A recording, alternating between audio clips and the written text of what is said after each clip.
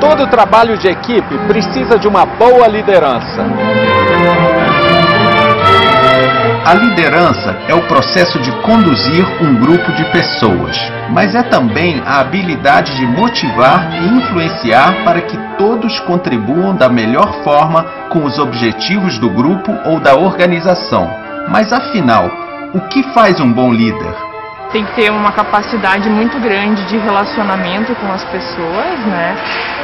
Ter uma sensibilidade grande em relação ao que está acontecendo no ambiente de trabalho ou onde ela vai estar colocada, né? O líder tem que puxar a equipe para ela estar sempre atingindo o seu desempenho, digamos assim, né? Deve ser criativo sim, porque ele vai passar durante o dia a dia dele, ele vai passar por situações que ele vai precisar de muita criatividade para poder resolver elas, né? Eu acho fundamental é tu cativar a tua equipe, certo? De trabalho.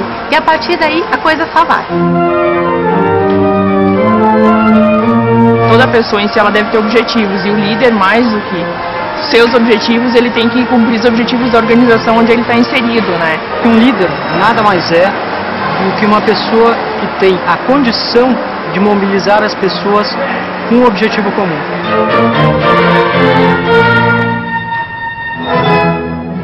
Na música, esse papel de liderança é representado pelo maestro.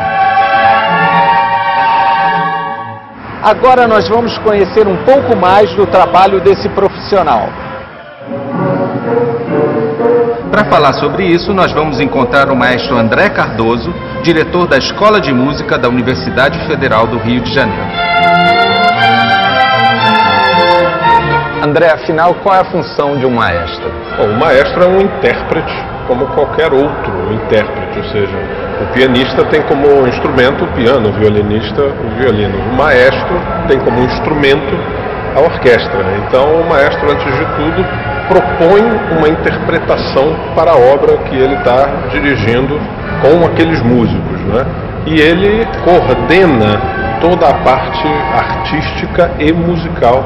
O maestro faz uma boa parte do seu trabalho fora da orquestra, né? Ele, quando chega à frente da orquestra, ele tem que ter as suas ideias musicais claras, ele tem que saber o que pedir, ele tem que saber como pedir, ou seja, ele tem que se preparar musicalmente e tecnicamente, como ele tem que se preparar pessoalmente, psicologicamente, para estar à frente de um grupo de 40, 50, 100 pessoas, muitas vezes.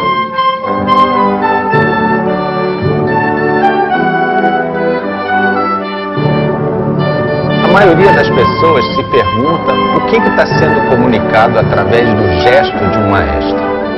O gesto do maestro tem que informar ao músico o que ele quer musicalmente. Por exemplo, a velocidade na qual o músico deve executar aquela música. A dinâmica, se ele tem que tocar forte ou se ele tem que tocar piano. O gesto do maestro informa a maneira como ele deve articular o som. E ele deve informar essas três coisas ao mesmo tempo. A técnica gestual desenvolveu uma série de códigos que são universais atualmente, né? Tanto que um regente que rege no Brasil chega em Hong Kong, ou na Europa, ou nos Estados Unidos e faz o mesmo gesto, e os músicos desses lugares entendem perfeitamente o que significa, qual o conteúdo musical que aquele gesto quer expressar.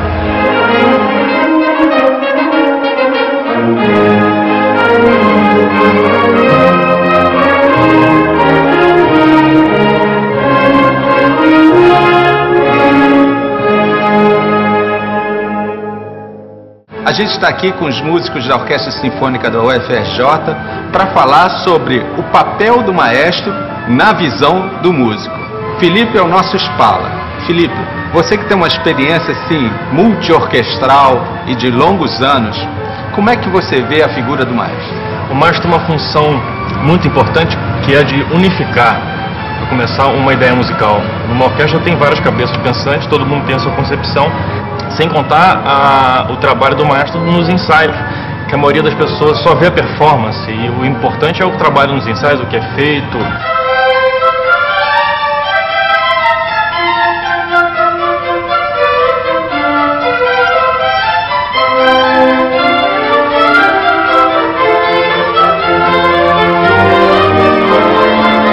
Paulo, como é que você negocia as instruções de um maestro para o teu fraseado, para a maneira de tocar?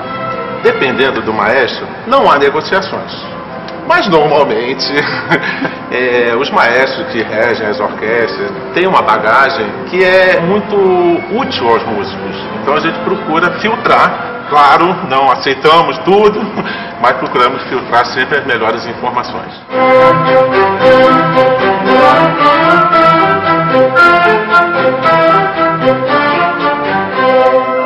As grandes orquestras mundiais, André, têm lideranças muito democráticas, que dialogam com seus músicos. Como é que você trata essa questão da democratização dentro da orquestra? A gente não pode confundir autoridade com autoritarismo. São duas coisas diferentes. É muito mais difícil você conquistar a autoridade do que ser autoritário, porque você tem que conquistar as pessoas.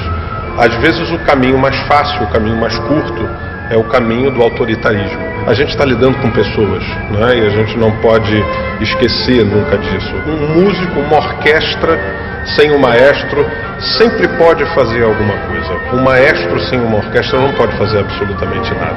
Então é uma relação de troca, no qual o maestro tem que colocar as suas ideias pela autoridade musical e pessoal. Aí ele será respeitado.